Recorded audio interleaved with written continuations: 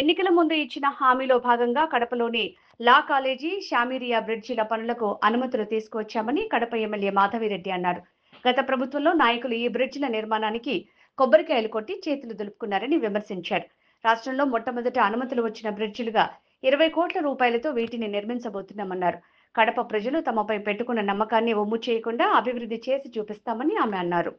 Election అయిపోయిన వెంటనే ప్రజలు ఎంతో నమ్మకంగా ఎన్నుకున్న వెంటనే వచ్చి ఈ యొక్క బ్రిడ్జిల గురించి పర్స్యూ చేసేసి అధికారులతో ముందుకు పోవడం జరిగింది.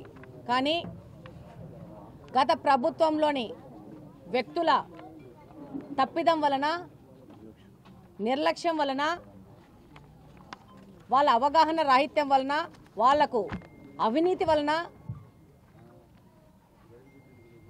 ఆ యొక్క బ్రిడ్జిలకు టెంకాయలు కొట్టడం వరకు మాత్రమే పరిమితమైనారు తప్పితే వాళ్ళు బ్రిడ్జిలో ప్రోగ్రెస్ ఏంటి, వర్క్ జరుగుతుందా లేదా అనేది ఆలోచించుకోకుండా మళ్ళీ ఎలక్షన్స్ ముందు వచ్చి ఆర్భాటంగా 15-20 రూపాయలకు టెంకాయ వస్తుందని మళ్ళీ ఒక రౌండ్ టెంకాయ కొట్టేసి మాట్లాడిపోయినారు.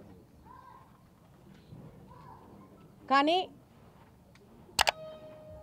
అది ఓన్లీ పేపర్ల వరకు మాత్రమే పరిమితమైంది.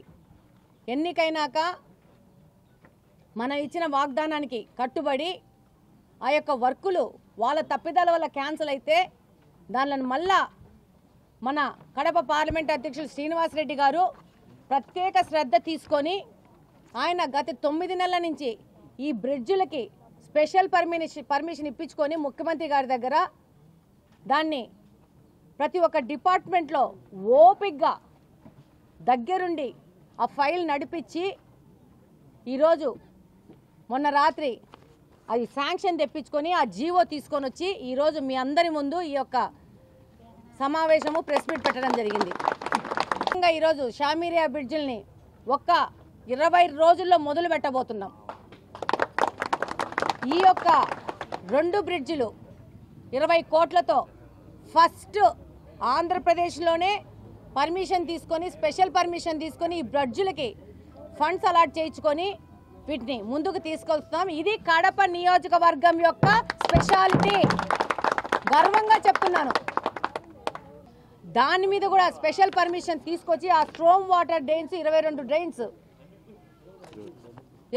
డ్రైన్స్ ఆ డ్రైన్స్ మనం పూర్తి చేసుకుంటే మన యొక్క కడప నగరంలో వర్షం అన్నప్పుడు మనం పడుతున్న ఇబ్బంది నుంచి మనం బయటకు వచ్చే పరిస్థితి ఏర్పడుతుంది. మనం సుఖంగా సంతోషంగా ఉండే పరిస్థితి ఉంది.